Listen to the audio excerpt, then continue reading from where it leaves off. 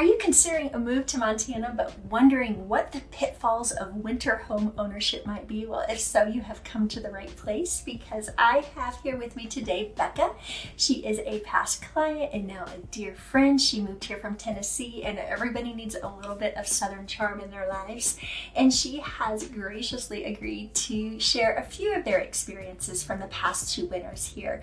So I'm excited to get into that. But before I do, if you are new to the channel, thank you so much for joining me. Please hit that subscribe button and stay a while, and don't be shy.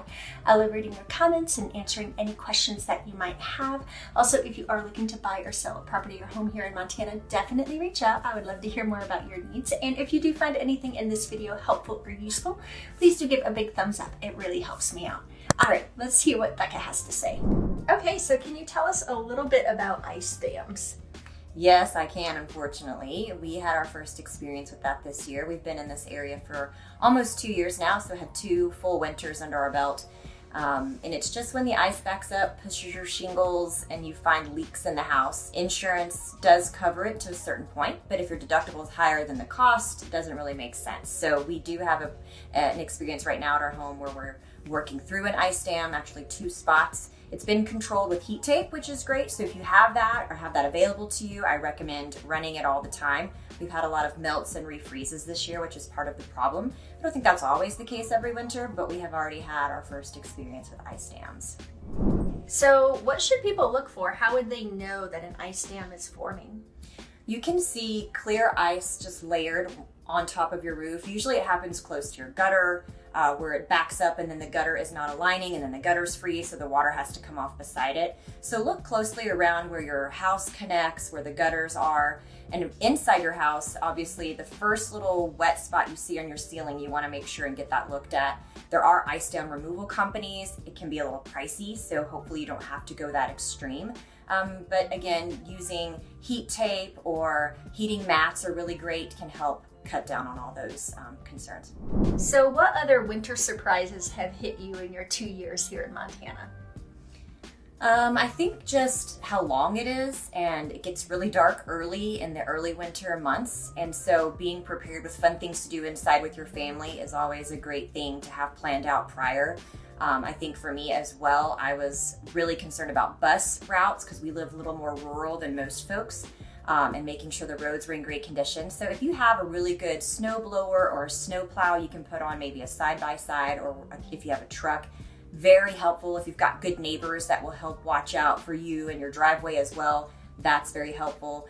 So I would hate the first winter here, but unfortunately we loved it and had a great time. So I wasn't super shocked. I was actually more pleasantly surprised, but those are things that you should think about ahead of time. And then planning activities as well. Around firewood with the family. Hey, let's get together and have a weekend of chopping wood, making sure you're prepared for the cold nights. You know, there's a couple of weeks in January, it gets -20. It's like that this week here in late February. So just getting your firewood prepared, having some space heaters, some heating blankets to watch movies in the evening. If you're not a hot tea or hot coffee drinker, get some good recipes because you're going to want a warm drink. But nothing shocking like I was prepared for. I think that we've done a great job as a family of just making it a team effort and talking to neighbors who've been here for a long time. So Becca, what advice, encouragement, recommendations would you give to those planning a move similar to yours? First of all, visit a really cold place when it's really cold and see if you like the activities there. Thankfully, our family's very outdoorsy. We love the outdoorsy fun things in summer. I'm a sunshine snatcher. I come from the South. I'm from West Tennessee, so this is quite drastic. I grew up skiing, but it's different when you live here versus spending a week every year here just for vacation. So get involved in sports, pick up something new, cross-country skiing, skinning up the mountains, snow skiing, snowboarding, snowmobiling. There's lots of options that you can still do in the winter season. So I would say visit it first. Obviously talk about it with your kids and your family if you have that. If it's just you, just finding those ways to get plugged in with the community and get involved. We only have 2 neighbors where we live, and we've already made great relationships with them. But it's also making sure our kids are comfortable with making friends at school And then, as I mentioned, visit it ahead of time, do some research on things that you enjoy out in the community, and make sure you're just staying active. Okay, I hope that was extremely helpful for you all. Again, if you do have more questions, leave them below. I've also had another client who is a little bit camera shy, didn't want to share. They bought a home on Echo Lake, and their driveway is something. And you know, when you look at something in summer, that's one thing, but then when winter comes and ice comes and some other situations come that will dump you into the lake, it's a little more precarious in winter.